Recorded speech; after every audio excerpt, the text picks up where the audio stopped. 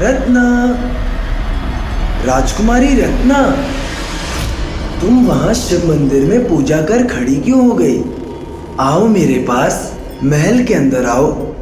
मैं सदियों से तुम्हारा इंतजार कर रहा हूं। आओ रत्ना, देखो मुझे इतना इंतजार करवाना चोख्य नहीं है।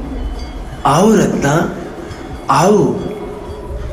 देखो महल के अंदर तुम्हारा सिंध इस वीराने में कब से तुम्हारी कदमों की आहट लिए बैठा है।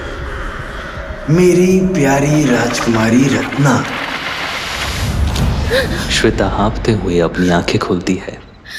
पसीने से भीगा शरीर, तेज चलती हुई सांसें, आंखों में कई सवाल और होठों पे हनुमान चालीसा का जाप। श्वेता की आवाज सुन पास ही बिस्तर में सो रही श्वेता की मां जाग जाती है। श्वेता बेटा, आप ठीक तो हैं?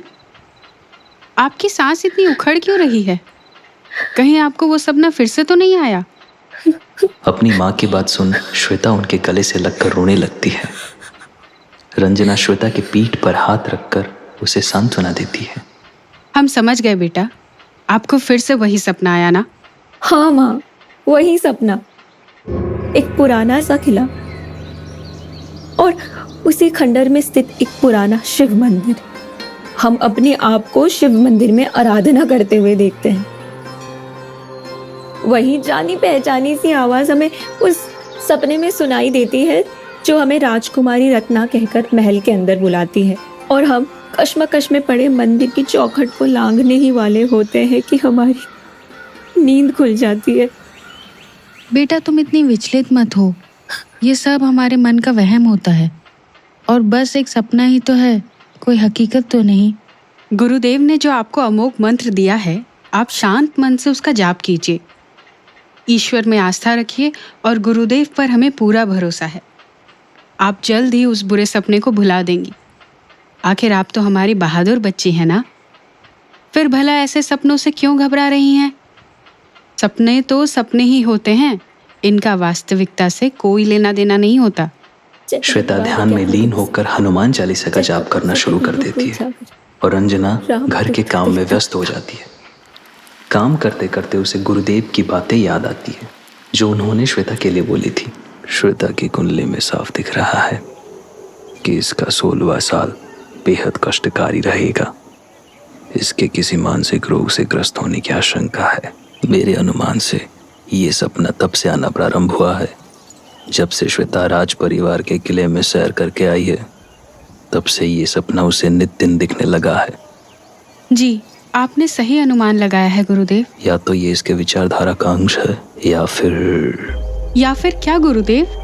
हो सकता है कि इस स्वप्न से उसके पिछले जन्म का कोई संबंध है। इसके पीछे कोई राज है जिसे अब श्वेता को उजागर करना होगा। हम श्वेता के लिए एक मंत्र दे रहे हैं। इसका जाप करने से उसकी पीड़ा कम हो जाएगी। माँ, हम तैयार हो गए हैं, नाश्ता लगा दीजिए। ठीक है बेटा, भाई और पापा को भी बुला लो। डाइनिंग टेबल पे पूरा परिवार एक साथ नाश्ता कर रहा था। तुमने कुछ सोचा है? तुम्हें कौन से कॉलेज में एडमिशन चाहिए? हाँ पापा, मैंने सिटी कॉलेज के आर्किटेक्चरल कोर्सेज के बारे में पढ़ा है। इनफैक्ट मैंने एक कोर्स का एप्लीकेशन भी भर दिया है। ये तो बहुत अच्छी बात है कि तुम्हें अपना मनचाहा कोर्स भी मिल गया।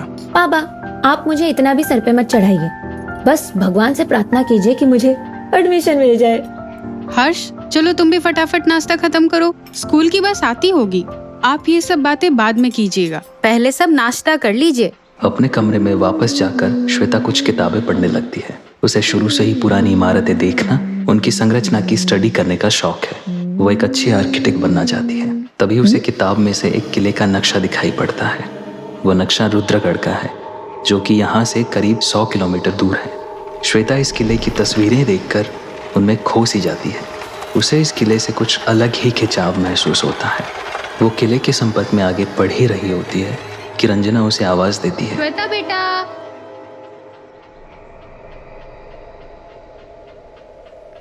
रत्ना, राजकुमारी रत्ना, हमें पता था आप हमें ढूंढ लेंगी। श्वेता का राजगढ़ के किले से क्या संबंध है? क्या गुरुजी की भविष्यवाणी सच होगी? जानने के लिए जरूर देखिए अगला एपिसोड। कहानी जारी रहेगी।